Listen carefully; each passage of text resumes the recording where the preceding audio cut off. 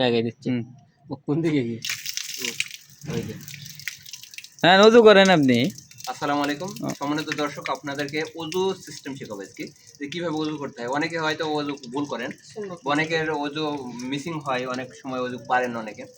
তো আমি আজকে সহিশুদ্ধভাবে কিভাবে ওযু করতে হয় সেটা আপনাকে জানাবো।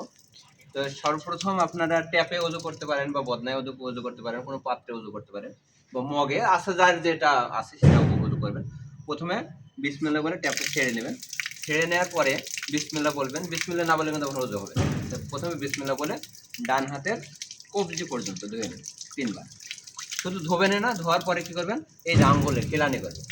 খিলানি করবেন, করার পরে ৩ বার ধোয়ার শেষে পরে বাম হাতে 3 বার। অনেকে আবার ডান হাত বাম হাত এলোমেলো করে ফেলে। প্রথমে ডান হাত ধুয়ে ফেলবেন, শেষ করে ফেলবেন, তারপরে বাম হাত ধুবেন। এই ডান হাত একবার বাম হাত একবার এরকম।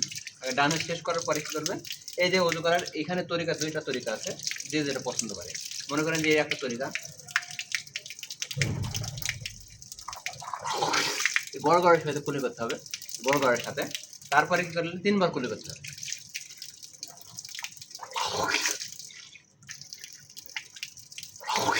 3 বার হয়ে গেছে। একবার ফরজ, 3 বার সুন্নাত। আপনি একবারও করতে পারেন, 3 বারও করতে পারেন, সেটা আপনার ইচ্ছা। তারপরে কী হবে, নাকে পানি দেবেন। নাকে পানি দিয়ে কীভাবে দেবেন, এই যে বৃদ্ধাঙ্গুল এবং কনিষ্ঠ আঙ্গুল, এই আঙ্গুল দুটো নাকের ভিতরে ঢোকাই দেবেন। দেওয়ার পরে নাকের যে নরম নাসিকা আছে, এই নরম স্থান পর্যন্ত কী করবেন, পানি পৌঁছাতে হবে। কারণ এই নাকের নরম স্থানে শয়তান বসে থাকে। আর শয়তান বসে থাকার কারণে আপনি যখন নাকের একটা পানির টানার পরে ঝাঁঝালো একটা মানে নিজেকে ফিল হবে, এই ঝাঁঝালো জায়গা পর্যন্ত পানি পৌঁছাতে হবে, যাতে শয়তান ওখান থেকে দূরীভূত হয়ে যায়। এই জন্য উযু করতে হয়, যে কিছু কিছু কারণে উযু করতে হয়। তার মধ্যে একটা কারণ হচ্ছে শয়তান তাড়ানোর জন্য। এখন নাকে এবার টান দেবেন, যাতে নরম স্থান পর্যন্ত যেতে পারে। নাকটা পরিষ্কার করে নেবেন, যদি ময়লা থাকে পরিষ্কার করে নিতে পারেন। আচ্ছা, আবার নাক পরিষ্কার করে শেষ হলো। এখন আমি চলে যাবো কোথায়, এখন চলে যাবো কোনি পর্যন্ত। ভুল হলো নি, সরি। আচ্ছা আচ্ছা, ই থাক, আমি ভুল করছি, তাহলে মানুষ তো ভুল করে দিই।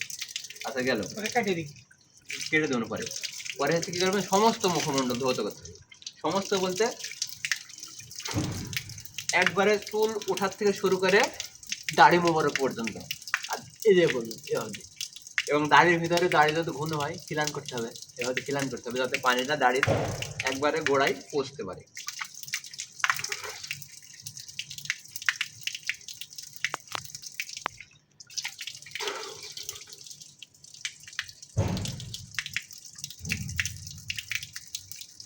এই যে আমার মুখমণ্ডল ধোয়া হয়ে গেছে। এখন অনেকে কিন্তু এইসব জায়গায় ফাঁকা ফাঁকা জায়গায় মানে অসাবধানতার কারণে ফাঁকা থেকে যায়, চুল মানে ভিজে না। এটা ভিজাতে হবে, যদিও সমস্ত মুখমণ্ডল ধৌত করা উযুর 4টে ফরজের মধ্যে একটা ফরজ। তো আমার মুখমণ্ডল ধৌত করা হয়ে গেছে। এখন হচ্ছে 2য় নম্বর ফরজ হচ্ছে কোনই পর্যন্ত হাত ধৌত করা। আগে ডাইন হাতের কোনি পর্যন্ত ধুয়ে নেব। শীতের সময় কিন্তু সাধারণত এই অঞ্চলগুলো শুকনো থাকে, এটাকে আমার খেয়াল রাখতে হবে। সুন্দর করে ধুয়ে নিলাম।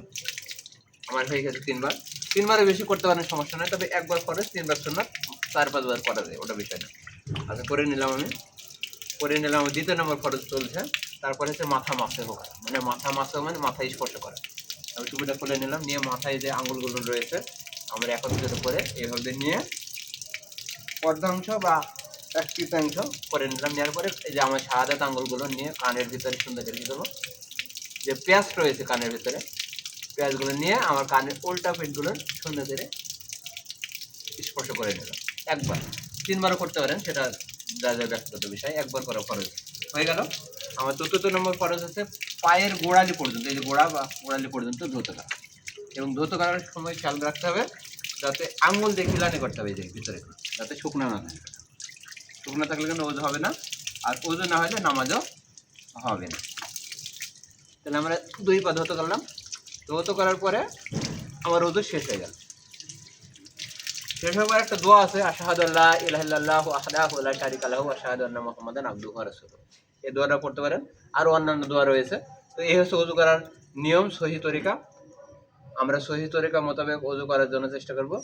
আর আমি যতটুকু শেখালাম এর মধ্যে ভুল ত্রুটি যদি হয়, পানি অপচয়টা আমরা খেয়াল রাখবো, যে পানি অপচয় যেন না হয়। আর বলা হয়েছে ইন্নাল মুবাযযিরিনা ইখওয়ানাশ শাইতান, নিশ্চয়ই অপচয়কারী শয়তানের ভাই। এই জন্য পানি প্রবহমান পানির মধ্যেও যদি থাকে সেখানে অপচয় করা যাবে। তো আজকে এই হচ্ছে ওযু করার সিস্টেম শিখালাম। ধন্যবাদ।